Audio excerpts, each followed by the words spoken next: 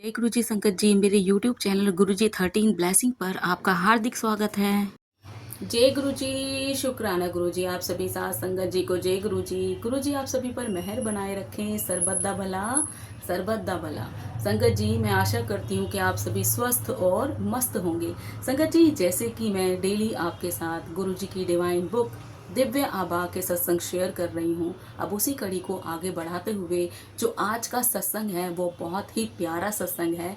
सत्संग को अंत तक जरूर सुनिएगा ताकि आपको आपके सवालों के जवाब सत्संग के माध्यम से प्राप्त हो सके, क्योंकि सत्संग सुनाने वाले जब भी कोई सत्संग सुनाते हैं तो कई बार वो हमारी ज़िंदगी से रिलेट कर जाते हैं और हमें लगता है कि ये अपने नहीं हमारे ही जीवन के विषय में बता रहे हैं और हमें अपनी समस्याओं का समाधान या अपने प्रश्नों का जवाब जो है वो हमें सत्संग के माध्यम से मिल जाता है। संगत जी, आज का जो सत्संग है, यहाँ आंटी जी ने अपना नाम रिवील नहीं किया और सिर्फ एक भक्त ही लिखा है बुक के अंदर, तो मैं वैसे ही बताऊंगी।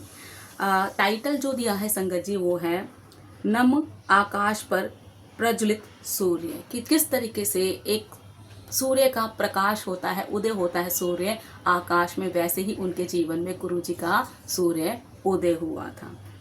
आंटी जी लिखती हैं, अपने गुरु की महानता का वर्णन करने की मुझ में सामर्थ्य नहीं है, क्योंकि मात्र शब्द उनकी अद्वितीय दिव्यता के लिए अपर्याप्त हैं।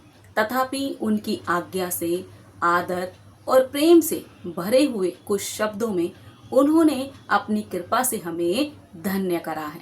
यह अनुभव आपके साथ बांट रही हूँ। जीवन के अस्तित्व का मार्ग मोक्ष प्राप्ति की कामना के समान है। जो अपने जीवन की बागडोर अपने गुरु को समर्पित कर देते हैं, उनके लिए यह सरल हो जाता है। वास्तव में हम मार्गदर्शक ना होकर केवल अनुयायी हैं। आंटी जी यहाँ लिखती हैं कि अपने गुरु के विषय में लिखना शब्द कम पड़ जाते हैं, असमर्थ हैं हम अपने गुरु के विषय में बोलना, क्योंकि वो उनके विषय में जब आप बोलना शुरू करते हो तो पहली बात आपको क्या क्या बोलोगे, कितना बोलोगे, आपके पास इतना धन्यवाद करने के लिए भी शब्द नहीं होते और शब्द निकलते भी नहीं कई बारी, और शब्द का निर्माण कह सकते हैं चयन भी हम खुद नहीं कर सकते, क्योंकि क्या कब कौन सा शब्द बोलना है वो खुद जानते हैं क्या बुलवाना है और क्या नहीं। तो आंटी जी कहती हैं हमारे अंदर इतना सामर्थ्य नहीं है कि हम अपने गुरु का हम क्या कर सकें, उनके विषय में बता सकें, उनको अपने शब्दों में उनका वर्णन कर सकें। हमेशा जीवन जो रहा है मोक्ष की कामना के साथ ही एक मनुष्य जब जन्म लेता है, जैसे जैसे वो आगे बढ़ता है तो उसको लगता है कि मोक्ष प्राप्त करना ही हमारे जीवन का उद्देश्य है, और वो कब पूरा होता है, जब गुरु हमारी बागडोर अपने हाथ में ले लेता है और हम पूरी तरीके से गुरु पर समर्पित हो जाते हैं, सरेंडर कर देते हैं, तभी वो चीज़ संभव है। वास्तव में हम मार्गदर्शक ना होकर केवल अनुयायी हैं।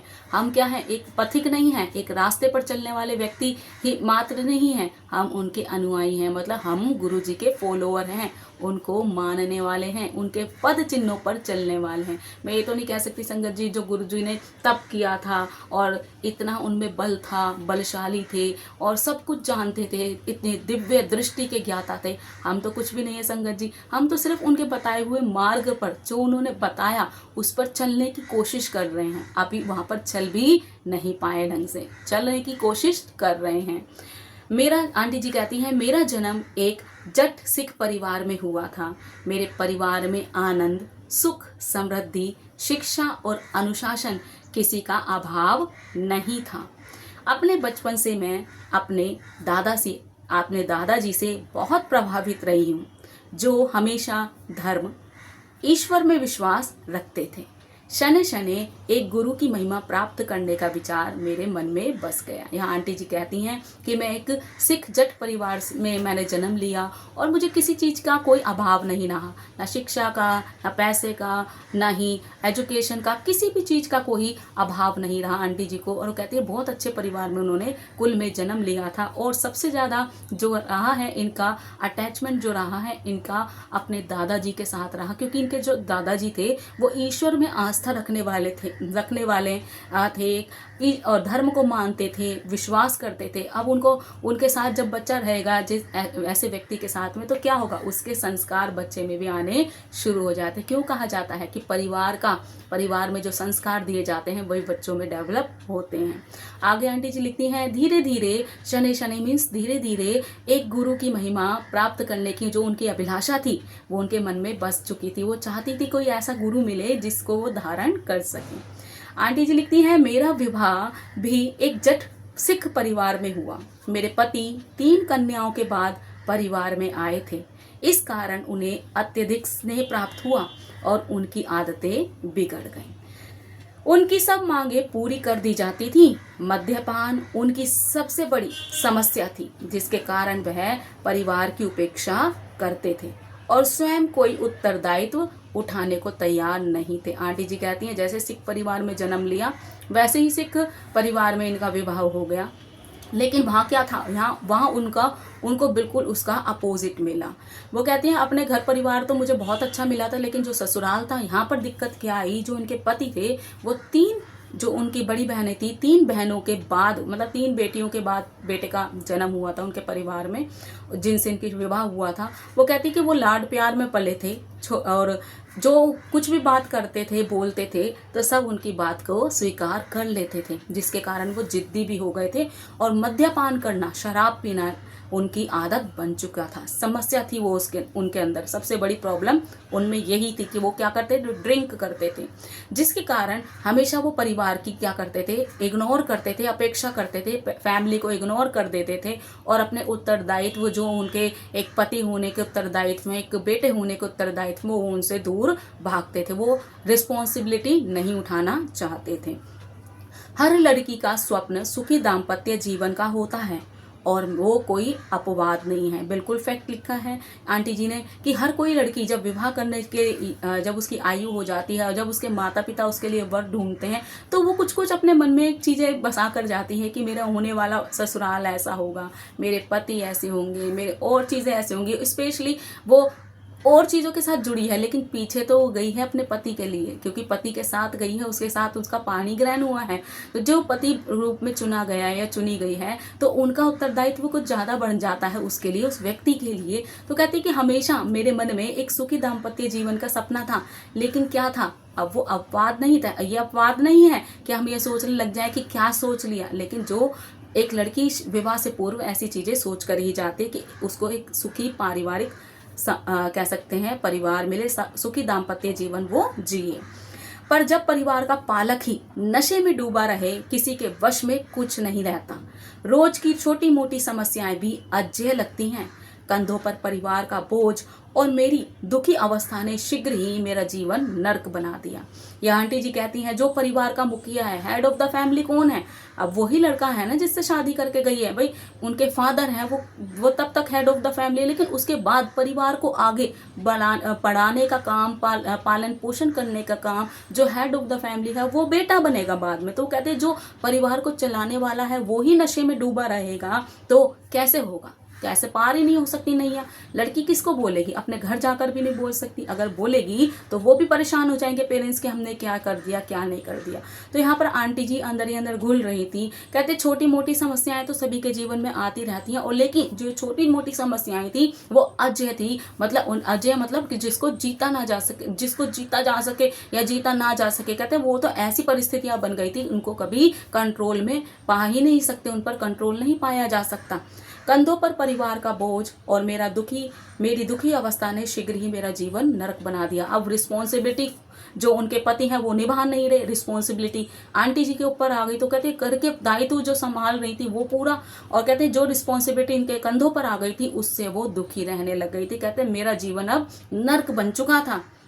अब क्या हुआ, उन्हीं दिनों मेरे दादा घर आए। अब इनके जो दादा थे वो इनसे मिलने के लिए आंटी जी से मिलने के लिए उनके घर आए।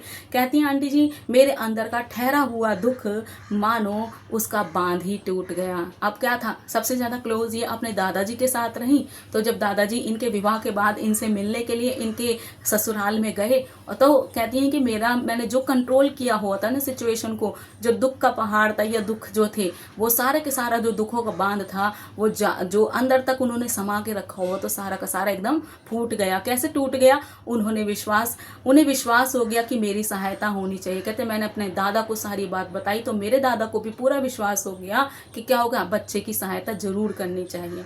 मैंने भी की आंखों से उन्हें बताया कि मुझे पूर्ण गुरु की आवश्यकता है। कहते मैं रोने लगी और मैंने रोते रोते उनसे कहा कि मुझे पूरे गुरु की, जो पूर्ण गुरु है, हर तरीके से मुझे थाम ले, मुझे संभाल ले, ऐसे गुरु की मुझे आवश्यकता है।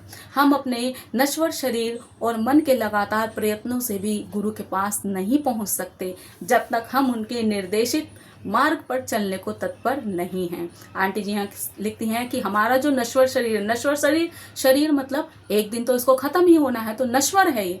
कहते जो हमारा नश्वर शरीर है और जो हमारा मन है, हम चाहे कितने भी प्रयत्न कर ले गुरु के पास पहुंचने के लिए, लेकिन हमारा वो प्रयास विफल हो जाएगा। क्यों? क्योंकि जब तक गुरु नहीं चाहेंगे अपनी शरण में लेना, तब तक हम कुछ भी नहीं कर सकते। और संगत जी आप ये सभी जानते हैं कि हम जब गुरु जी के पास जाते हैं ना, तो हम जाते नहीं है, हमारी इतनी औकात नहीं है कि हम उनको चुन लें। नहीं, वो हमें बुलाते हैं, चाहे वो कोई भी माध्यम अपनाएं, वो हमें बुलाते हैं और अपने पास अपने चरणों से लगा लेते हैं। ऐसी अवस्था आने पर गुरु स्वयं हमें अपने समीप बुलाने का सहज मार्ग निकाल लेते हैं। बिल्कुल, कि जब गुरु को अपने शिष्य को बुलाना होता है और देखता है कि अब इससे नहीं हो रहा है, अब मेरे को इसकी जिंदगी में जाना है, तो वो क्या करेंगे, कैसे न कैसे वो मार्ग निकाल लेते हैं। जिस तरीके से आप संगत जी, आप लोग हैं, मैं हूँ, हमें भी तो माध्यम बनाया गया ना, हमारा भी तो कोई माध्यम बनकर आया ना कि गुरु जी के पास चलो, गुरु जी से जुड़ो, उनसे बातें शेयर करो, उनसे ये करो, गुरु जी ऐसे हैं, गुरु जी क्या ये है, गुरु जी। तो हम भी विश्वास नहीं था, लेकिन धीरे धीरे मीडिएटर के थ्रू ही तो जुड़े ना हम। गुरु जी ने तो ये स्वप्न में आके दर्शन नहीं दे दिए कि आ जाओ मेरे पास, मैं तुम्हें बुला रहा हूँ, लेकिन कहीं ना कहीं उन्होंने उनको भेजा ताकि हमारा रास्ता जो है, एक पथ जो है सुनिश्चित हो सके। और जब हम गुरु से जुड़ते हैं तो बात ही अलग हो जाती है। थोड़े समय के बाद मेरी माँ मुझे गुरु जी के पास ले गई। अब क्या हुआ, जब इन्होंने अपने दादाजी से सारी प्रॉब्लम शेयर की तो उनके दादाजी ने अपने घर जाकर अपनी बहू को बताया होगा, इनकी मदर को। तो इनकी मदर तो थोड़े से समय के बाद इनकी जो माँ थी आंटी जी की, वो उनको गुरु जी के पास लेकर गई। गुरु जी के यहाँ पहुँचते ही मुझे गुलाबों की खुशबू आई। बहुत लकी रही आंटी की, एकदम से आ गई। उन्हें देखकर मेरी आंखों में पानी भर आया। कहते जैसे मैं गुरुजी के वहाँ प्रवेश करके गई, अंदर गई, तो मैंने क्या देखा कि मुझे खुशबू आ रही थी गुलाबों के फूलों की, और मैं गुरुजी को देखकर मेरी आंखों में जैसे पानी भर गया, मैं रोने लगी। अगले कुछ घंटों जब तक मैं वहाँ पर बैठी रही, मेरी आंखों से निरंतर अश्रु प्रभावित होते रहे। कहते जब तक मैं वहाँ पर बैठी रही ना, तब तक मैं रोती ही रही, मेरी आंखों से आंसू बहते रहे। अब वो रीजन तो आंटी जी को नहीं पता कि क्यों रो रही थी, वो तो सोल जानती है कि क्यों रोते हैं हम वहाँ पर, हम भी नहीं जानते उसका रीजन। उस पहले दर्शन के बाद जब मेरी माँ ने गुरुजी से भेंट होती थी, मैं अपनी भावनाओं पर नियंत्रण नहीं कर पाती थी। आंटी जी कहती है उसके बाद जब भी मैं अपनी माँ के साथ गुरुजी के दर्शन करने के लिए जाती थी, तो मैं अपनी भावनाओं को रोक नहीं पाती थी, और उस समय मुझे शांति ही प्रिय होती थी। क्यों? यह मेरी तुच्छ बुद्धि की समझ में नहीं आया। संभवतः मेरी आंखों से आंसू आना मेरी अंतरात्मा को शायद वो स्वच्छ कर रहे थे। आंटी जी कहती हैं कि जब मैं वहाँ जाती थी गुरुजी के दर्शन करने के लिए, मुझे नहीं पता कि मैं क्यों रोती थी। वो शायद मेरी तुच्छ बुद्धि, छोटी बुद्धि में वो नहीं आता, हमें समझ नहीं आता हम क्यों कर रहे हैं ऐसा, हमें पता ही नहीं होता। कई बार तो हम ऐसी एक्टिविटी कर जाते हैं, हमें पता ही नहीं होता हम क्या कर गए। लेकिन कहते ना, आत्मा को सब पता है कि आत्मा अभी परमात्मा से जुड़ रही है, उसने जो कर्म किए हैं ना, हमारे शरीर तो नया आ गया, बुद्धि हमारी बदल दी जाती है कि हमें कुछ याद नहीं रहता। अगर हम अपने पाप कर्मों को भगवान हमारे दिमाग में डाल देना जन्म के साथ ही, तो संगत जी हमारा जीना मुश्किल हो जाएगा। क्योंकि हमारे आसपास जितने लोग हैं ना, हमें नहीं पता कौन हमारा माँ पिता भाई बहन, जो भी कुछ हमारे रिश्ते में बनकर आया, वो हमारे साथ क्या कर, हमने उनके साथ क्या किया।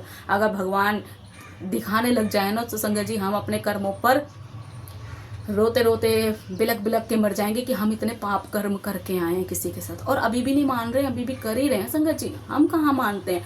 बस ये कि जब तक गुरु जी से नहीं जुड़े, जब तक है, लेकिन अब थोड़ा थोड़ा समझ में आने लगा है कि क्या चीज़ें गलत हैं और क्या चीज़ें बिल्कुल सही है। तो आंटी जी कह रही हमारी तुच्छ बुद्धि वो सब चीज़ें नहीं जानती। इस बीच मेरे पति ने और अधिक मद्यपान करना शुरू कर दिया। कहते जब जब मैं गुरुजी के पास जाती थी, जैसे कहते जो बीच में जो गैप था, कहते उस टाइम में मेरे पति ने और भी ज़्यादा ड्रिंक करना शुरू कर दिया। वह अपने उत्तरदायित्व को बिल्कुल भूलकर पैसे को जल की भांति बहाने लगे। वो पैसे को पानी की तरह बहा रहे थे। मैंने उनको गुरुजी के बारे में बताकर उनके पास चलने को कहा, पर उन्होंने मेरा परिहास करते हुए कहा, ऐसे गुरु तो सैकड़ों मिल जाते हैं, और मुझे रूढ़िवादी की उपाधि से विभूषित कर दिया। साथ ही मेरा गुरुजी के दर्शन करने का भी अनुमोदन नहीं दिया। अभी आंटी जी कहती हैं जब उन्होंने ज़्यादा ड्रिंक करना शुरू कर दिया, पैसे को वो पानी की तरह बहा रहे थे, तो मैंने उनसे कहा कि तुम गुरुजी के पास चलो, लेकिन इनके पति ने साफ मना कर दिया कि क्या तुम रूढ़िवादी हो, क्या तुम पीढ़ी दर पीढ़ी जो पूजा पाठ में लगे करते हैं ना, पीढ़ी दर पीढ़ी जो पूजा पाठ करते हैं, बेटे माँ से बेटी में गुण आए, बेटी अपनी बेटी को देगी, इस तरीके से जो गुण चले आ रहे हैं, पिता से पुत्र में आए, पुत्र अपने पुत्र को देगा, जो वंश वृद्धि के लिए या वंश के जो संस्कार है वो पीढ़ी दर पीढ़ी चले आ रहे हैं, इसी तरीके से पूजा पाठ भी होता है। तो अंकल जी कहते क्या रूढ़िवादिता में फंसी हुई हो, तो इस चीज के चक्करों में पड़ रही हो तुम गुरु के, और तुम पुराने जन्मों में पुरानी जिंदगी में जी रही हो, पुराने लोगों की तरह जी रही हो, और हंसी उड़ाई, इनकी मजाक बना दिया कि ऐसे गुरु तो बहुत सारे मिल जाएंगे, और खबरदार जो आज के बाद तुम गुरु जी के पास गई हो, उनके दर्शन पर भी, आप वो तो खुद नहीं जा रहे थे, लेकिन आंटी जी के दर्शन पर भी उन्होंने क्या कर दिया, मना कर दिया कि वो भी नहीं जाएंगी, खुद भी नहीं जाऊंगा, मतलब खुद भी नहीं जा रहे वो, और आंटी जी को भी मना कर दिया। अब क्या था, आंटी जी ने किस तरीके से रास्ता निकाला, सुनिए। नवंबर 1999 के आसपास उनका संयुक्त राष्ट्र की ओर से लेबनान स्थानांतरण हो गया। वहां पर उनकी नशे की आदत बढ़कर और गंभीर हो गई, और उसी समय उनको यकृत सूत्र रोग से पीड़ित घोषित कर दिया गया। अब क्या था, कहते 1999 नवंबर में इनके जो पति थे उनका ट्रांसफर हो गया, संयुक्त राष्ट्र संघ की ओर से इनका ट्रांसफर हुआ लेबनान। वहां पर जब इनका ट्रांसफर हुआ तो वहां जाकर इन्होंने और भी ज्यादा ड्रिंक करना शुरू कर दिया, जो कि एक गंभीर बीमारी के रूप में आ गया। इनका जो लिवर था वो अब क्या हो गया, वो ग्रसित हो गया रोग से। मेरे ऊपर तो दुखों का पहाड़ टूट गया। चिकित्सक के अनुसार उनके यकृत ने काम करना बंद कर दिया था, और बता दिया कि अगले 2 वर्षों में उन्हें एक नए यकृत की आवश्यकता पड़ेगी। अब क्या था, आंटी जी कहती है जब मुझे पता चला कि लिवर इनका डैमेज हो गया, काम करना बंद कर दिया, तो मैं तो परेशान हो गई। मेरे ऊपर तो पहले से इतनी परेशानियां थी, और ऊपर से इनका लिवर भी खराब हो जाएगा तो क्या होगा। तो आंटी जी कहती है मेरे ऊपर तो दुखों का पहाड़ टूट गया वो सुनकर, और डॉक्टर ने बोल दिया कि इनका जो लिवर है उसने काम करना बंद कर दिया है, और कहा है कि अगर 2 वर्षों में उन्हें नए लिवर की आवश्यकता पड़ेगी, नहीं तो कुछ भी हो सकता है। इतने कम समय में किसी दाता को ढूंढना असंभव होता। कहते हैं इतने कम समय में, हमारे पास समय कम था, हम कैसे डोनेट करते हैं ना, कैसे डोनेट करने वाले को ढूंढेंगे। एकदम से ये नहीं किसी का लिवर आप उठा के लगा लोगे, ऐसे नहीं होता। पहले से कोई डोनेट करने वाला होता, कोई डोनेटर होता, उसको ढूंढा जाता है, हॉस्पिटल में है, अवेलेबल है या नहीं है, बहुत सारे प्रोसेस होते हैं। तो आंटी जी कहते हैं इतना समय नहीं था हमारे पास कि कोई हमें डोनेट करने वाला मिल जाए, असंभव सा ही लग रहा था। ऐसा दानी मिलने पर भी उसका व्यय अत्यधिक होता। कहते हैं अगर ऐसा कोई हमें व्यक्ति मिल भी जाता तो हम उसका पेमेंट नहीं कर पाते, क्योंकि पैसे देने पड़ते हैं उसके लिए। और शल्य चिकित्सा का परिणाम सफल होने की संभावना भी अति कम थी। कहते हैं जो शल्य चिकित्सा, जब लिवर हटाकर दूसरा लिवर किसी का लगाएंगे तो जो शल्य क्रिया होती है, ट्रीटमेंट होता है, जो ऑपरेशन होता है, उसमें भी संभावना कम ही होती है कि पता नहीं वो सक्सेसफुल हो भी पाएगा या नहीं। आंटी जी कहते दुखों का पहाड़ टूट पड़ा था। चिकित्सक ने उन्हें कह दिया था कि मद्य की एक बूंद भी उनके लिए घातक सिद्ध हो सकती है। इस बीच मेरे अभिभावक गुरुजी के पास जाकर उनके स्वास्थ्य लाभ की कामना करते रहे। आंटी जी कहती हैं कि डॉक्टर ने साफ बोल दिया था, इंस्ट्रक्शन दे दी थी, एक बूंद भी शराब अगर इनके शरीर में गई तो कुछ भी हानि हो सकती है, घातक हो सकती है उनकी जिंदगी के लिए। कहते हैं जब ये बात इन्होंने अपने पेरेंट्स को बताई होगी, उसी दौरान इनके पेरेंट्स जो थे वो गुरुजी से मिलते रहे, उनसे बातचीत करते रहे और जाते रहे गुरुजी के पास अपने जमाई की स्वास्थ्य लाभ के लिए। जमाई लगे ना, तो वो कहते कि अपने अंकल जी के स्वास्थ्य के लिए उनके जो इन लॉज थे वो जाते रहे गुरुजी से मिलने के लिए। अब क्या हुआ संगत जी, चिकित्सालय से अवकाश प्राप्त कर हम दिल्ली वापस आ गए। जब इनका ट्रीटमेंट चल रहा था अंकल जी का, कहते हैं अब हम वापस आए, दिल्ली आ गए। अब क्या था, आंटी जी कहते ना कि डूबते को तिनके का सहारा। अब अंकल जी को जबरदस्ती ले जाना था, अब दिल्ली आ गई थी, जबरदस्ती नहीं कर सकते ना, लेकिन फिर भी अंकल जी को पकड़ कर लेकर गई, जबरदस्ती लेकर गई। और वो जबरदस्ती ले जा ही नहीं गए, क्योंकि अब गुरु का आदेश था उनको बुलाने का। मेरे आग्रह पर वह गुरुजी के पास आए। एक कोने में बैठकर यही शिकायत करते रहे कि कितनी थकान है, और मैंने ही आने की जिद करी थी। उस दिन जब मैं गुरुजी के पास पहुंची तो मैं आवेश में कुछ नहीं बोल पाई। मेरी माँ और मैंने गुरुजी से उनको बचाने की विनती करी। गुरुजी ने उत्तर दिया कि वो तो नास्तिक है और उसकी सहायता कैसे कर सकते हैं। अब आंटी जी कहती हैं कि जब छुट्टी मिली हॉस्पिटल से तो हम गुरुजी के पास में अपने पति को लेकर गई, तो वो वहां पर जाकर कुड़कुड़ करते ना कुछ व्यक्ति, तो वैसे ही कर रहे थे, बार बार चिड़े हुए थे वो। और एक कोने में बैठकर बोलते रहे कितनी थकान है, तुम्हारी वजह से आया हूं मैं, कितनी थकान है।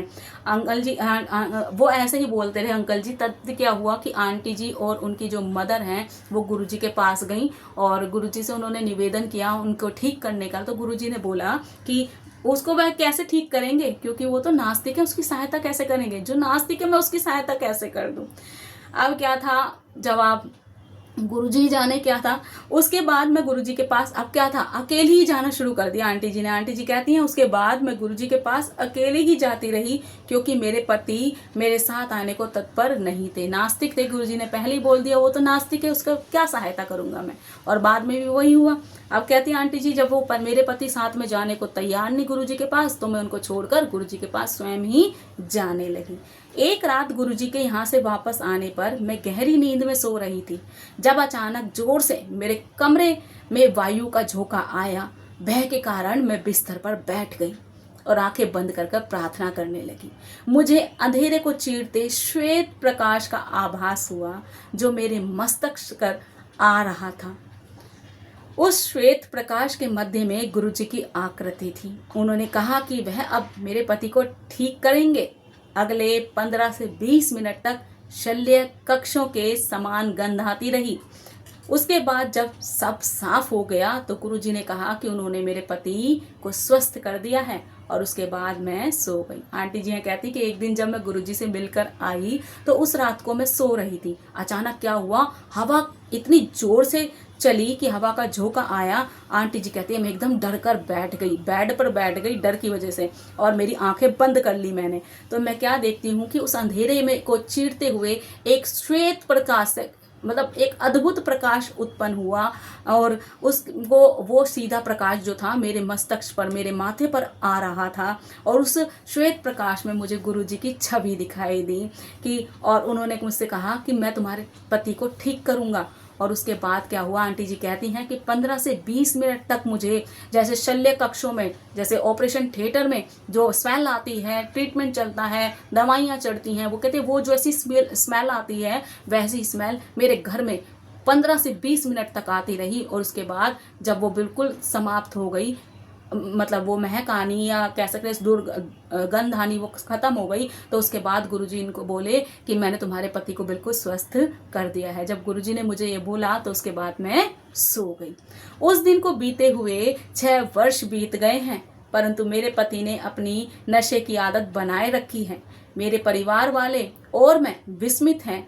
चिकित्सकों के कथन के विपरीत उनका स्वास्थ्य बना हुआ है, और गुरुजी कैसे उनकी दिन रात देखभाल कर रहे हैं।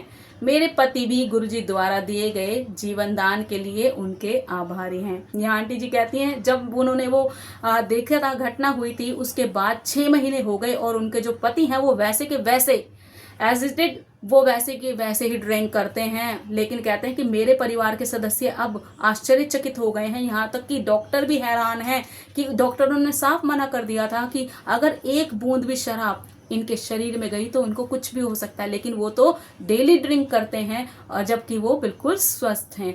यहाँ वो कहते हैं कि अब मेरे पति भी गुरुजी के लिए, उनको जीवन दान देने के लिए उनका धन्यवाद करते हैं, उनका आभार प्रकट करते हैं, और ये सबसे बड़ी बात है।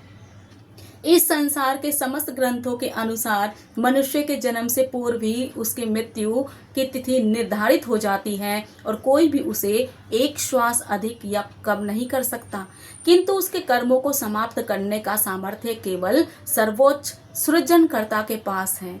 एकमात्र गुरुजी ही ब्रह्मांड के संचालक हैं। वह सर्वश्रेष्ठ शक्ति हैं जिन्होंने मेरे जीवन की गाथा को पुनः लिखा है। या आंटी जी कहती हैं कि जितने भी समस्त संसार के समस्त ग्रंथ आप पढ़ते हैं उसमें जन्म से पूर्व ही मनुष्य की मृत्यु जो है वो निश्चित होती है। मृत्यु जो निश्चित होती है, ना एक सांस ज़्यादा मिलती है ना एक सांस कम मिलती है, लेकिन अपने कर्मों के अनुसार जो है वो मनुष्य अपना भोग भोगता है। लेकिन ये सब कौन खत्म कर सकता है? सृजन के सृजनकर्ता, ब्रह्मांड के रचयिता गुरु जी, जो कि ब्रह्मांड के संचालक हैं, ब्रह्मांड के रचयिता हैं, ब्रह्मांड को रचने वाले हैं। वह सर्वशक्तिमान हैं जिन्होंने मेरे जीवन की जो कथा है उसको दोबारा लिख दिया है। मैं और मेरे परिवार वालों ने अनेक बार गुरुजी से सहायता की पुकार लगाई है और यह अनुभव किया है कि अचानक ही सब कुछ ठीक हो गया, जैसे किसी ने कोई जादुई छड़ी घुमा दी हो। आंटी जी कहती है मैंने और मेरे परिवार के जितने भी सदस्य हैं सभी ने गुरुजी से कुछ ना कुछ अरदास जरूर लगाई, मुसीबत में पुकार जरूर लगाई, अरदास की, और यह भी अनुभव किया, यह फील किया कि जो जो परेशानियां थी वो ऐसे सॉल्व हो गई जैसे किसी ने जादू की छड़ी घुमा दी हो। जय गुरुजी। एक बार मुझे गुरुजी के पास अपनी आधा दर्जन से अधिक सहेलियों को ले जाने का संयोग प्राप्त हुआ। उनमें मैं गुरुजी के गुणों का वर्णन करती आई थी। अपनी संकीर्ण विचारधारा के अनुसार मैंने उनसे गुरुजी से कुछ ना मांगने का निवेदन किया था, यद्यपि ये मेरे आचरण के प्रतिकूल था। गुरुजी के चरण स्पर्श करते समय उन्होंने मेरे मन के भाव पढ़ते हुए बताया कि यह उन सब ने उनसे कुछ ना कुछ विनती करी थी, उनकी सबकी मनोकामना पूर्ण कर दी। कहते एक बार मैं अपनी आधा दर्जन सहेलियों को गुरुजी के पास लेकर गई और उनको पहले से समझा दिया था, गुरुजी के विषय में बताया था, तो वो भी गुरुजी से मिलना चाहती थी, उनके दर्शन करना चाहती थी। कहते जैसे मैंने गुरुजी को उनके विषय में बताया और बाद में जब मैंने अपने दोस्तों को बता दिया कि गुरुजी से वहां पर जाकर कुछ मांगना नहीं है, कुछ बोलना नहीं है, कहते जैसे ही मेरा नंबर आया और मैं उनको लेकर गई तो मैं जैसे गुरुजी के चरण स्पर्श करने गई तो गुरुजी ने बोला कि तुम्हारी सहेलियों ने मुझसे बहुत कुछ मांग की है, लेकिन उनकी सबकी मनोकामना पूर्ण हो जाएगी, पूरी कर दी जाएगी। गुरुजी ने ऐसा बोला। उनके पास से कोई भी खाली हाथ नहीं लौटता है। व्यापारी को समृद्धि, रोगी को स्वास्थ्य लाभ, विद्यार्थी को विद्या आदि कुछ भी जो उनके आशीष का आभास हो जाता है। शेष अनगिनत अनभिज्ञ रहते हैं। उनके स्नेह की कोई सीमा नहीं है। आस्तिक हो या नास्तिक, सबको उनकी दया प्राप्त होती है। उनकी कोई मांग नहीं है, वह कोई आश्वासन नहीं देते, पर अपनी दिव्य अनुभूतियां धीरे धीरे आपको परिवर्तित करते रहते हैं। प्रतिदिन याचक अपने दुख लेकर उनके दर्शन के लिए आते हैं और उनकी कृपा उन पर मेघों से ढके हुए नम आकाश को चीरकर चमकते हुए सूर्य की भांति बरसती रहती हैं। यहाँ आंटी जी कहती हैं कि चाहे गुरुजी के पास में चाहे कोई भी खाली हाथ जाता है और झोलियां भरकर लेकर जाता है। विद्यार्थी को विद्या, रोगी को स्वास्थ्य, व्यापारी को व्यापार, बहुत सारी चीजें जैसा उसका कह सकते हैं नियत है वैसे उसको प्राप्त होता है। गुरुजी किसी को देकर जताते नहीं हैं, वह सर्वशक्तिमान हैं और वो कभी किसी को आश्वासन भी नहीं देते कि ऐसा हो जाएगा, ये ठीक हो जाएगा। वह सिर्फ गुप्त रहकर सारे कार्य करते हैं और आपके देखो देखी सारे जो आपकी चीज़ें हैं वो ठीक होती चली जाती हैं। जिस तरीके से एक बादल से घिरे हुए या कह सकते हैं वर्षा से घिरे हुए आकाश पर स्वतः ही सूर्य निकल जाता है जब इंद्रधनुष की स्थिति पैदा हो जाती है, वैसे ही गुरु जी की छत्र छाया में हम लोग हैं और उनकी जो छत्र छाया है उसमें की किरणों को हम ग्रहण कर रहे हैं, उनके आशीर्वाद को हम ले रहे हैं अपने ऊपर। बहुत ही प्यारा सत्संग था संगत जी, और आज मैं अपनी वाणी को यही विराम दूंगी। ओम नमः शिवाय, शिव जी सदा सहाय। ओम नमः शिवाय, गुरु जी सदा सहाय। जय जय गुरु जी, शुक्राना गुरु जी। जय जय गुरु जी।